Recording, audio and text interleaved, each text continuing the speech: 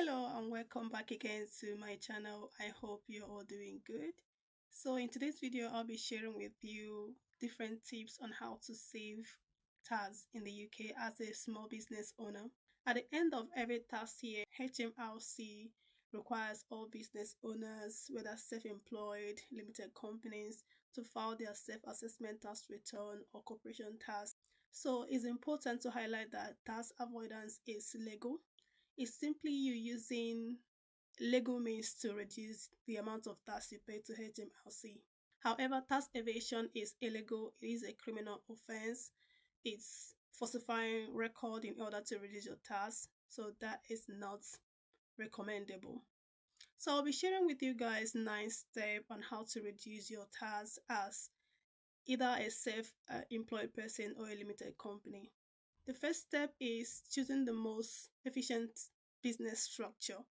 So when you're starting up a business, you have to think of the long-term effects of your business. When you're setting up your business, this is what you have to think of: the long-term plan for your business, the vision that you have for your business, and decide the kind of structure that is most suited for that business, because that will, in the long run, determine how much of a tax you pay. So it's important for you to make that decision as early as possible before you set up your business.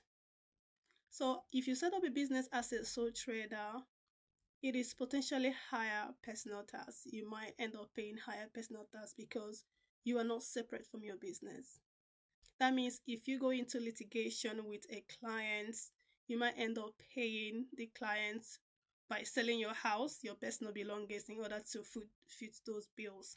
So versus limited company is a separate entity. The business is separate from the owner.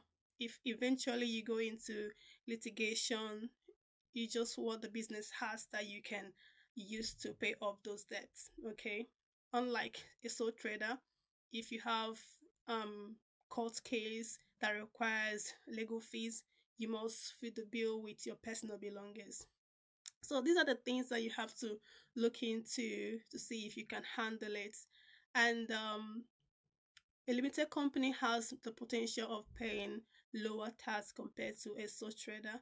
As you can see here, a limited company in this tax year can pay between 19 to 25% of corporation tax. However, a sole trader pays about 20% income tax in their self-assessment tax return, depending on how much they make per annum.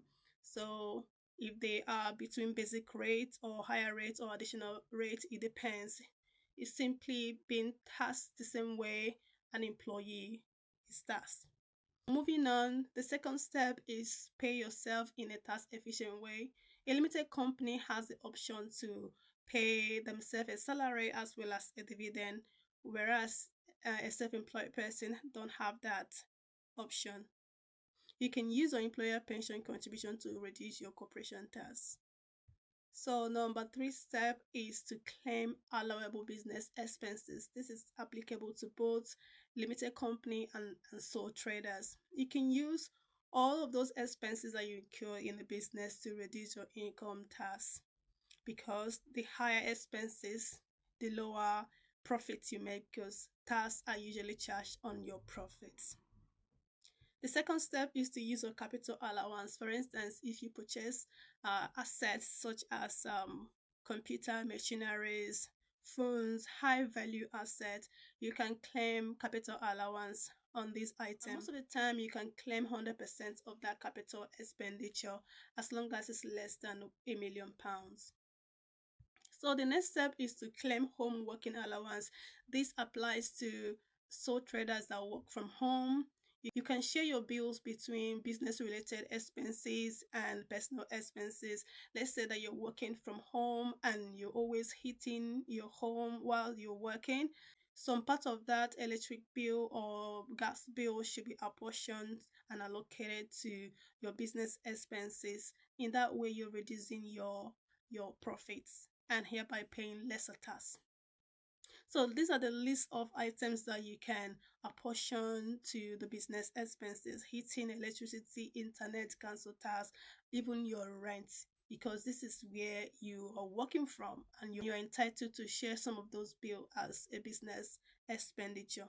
Bear in mind that personal expenses, you cannot claim those expenses back from HMRC. It must be strictly business related expenses that you can claim back. Moving on, let's see what's the next tip for reducing income tax. So the next step is to use VAT scheme. So this is very, very important. For instance, if you're a sole trader that have lower costs, you rarely make much expenses, flat rate scheme might be suited for you. Bear in mind that for you to be VAT registered, you must reach the threshold for registering for VAT. However, you are entitled to register voluntarily in case if you are always making business purchases and you want to claim back your VAT. Okay. However, the threshold for registering for VAT, which is mandatory, is £90,000. Immediately you hit £90,000 revenue, you must register for VAT. And there are different type of schemes here. We have flat rate scheme. This is where HMRC apportion a VAT percentage to your business regardless of whether you're making more expenses or not. Here we have also cash accounting scheme. In this regard, you only pay for VAT when cash has exchanged hand. And then we have standard VAT. Okay, this is more suited for companies or businesses that issue credit terms to their customers. Next step is to use tax-free employee benefits. This is applicable to businesses that has employees. Okay, you can give to your employees and they'll benefit from certain items without having to pay tax on it.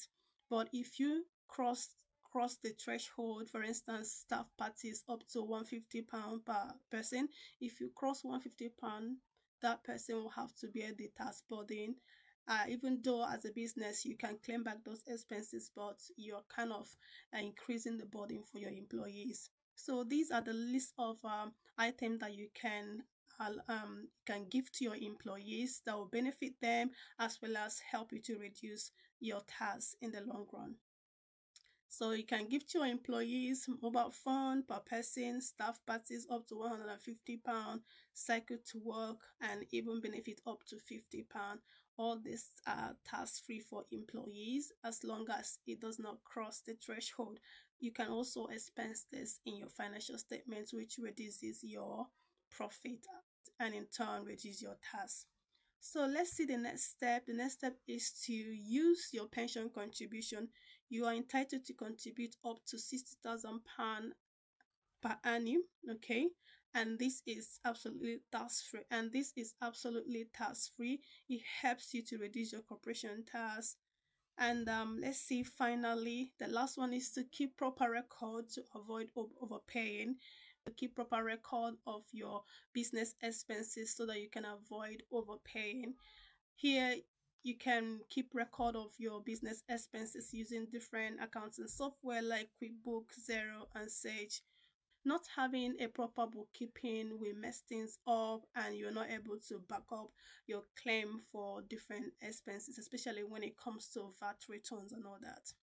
So we have come to the end of today's video. I hope you enjoyed watching this video and you've learned one or two things here on how to reduce your income tax as a business owner, a sole trader, or a limited company. If you like watching this kind of video, don't hesitate to like this video, subscribe, and leave your nice comment in the comment section, and I'm going to see you all on my next one. And also I want to mention that this video was brought to you by Plenteous Accountancy. If you require accounting and bookkeeping support, don't hesitate to contact us and we'll be more than happy to help you. Thank you so much for watching, and I'm going to see you all on my next one. Bye bye.